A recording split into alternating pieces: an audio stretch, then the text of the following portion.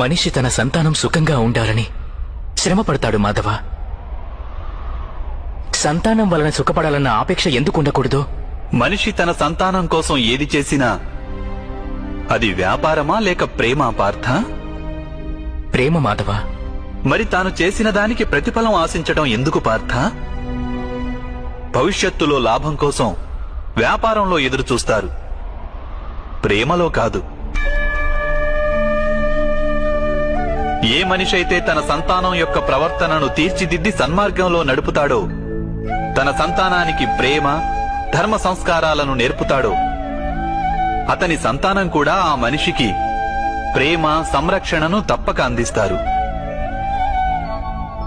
సంతానం చూపే ప్రేమ, ఆత్మీయుల ప్రవర్తన వారు చేసే కర్మలు పార్థ. ఒకరికి మరొకరి కర్మలపై ఎటువంటి అధికారమూ ఉండదని తెలుసుకో. వారి నుండి ఏదైనా ఆశించి ఆపేక్షించి ప్రయోజనమేమిటి?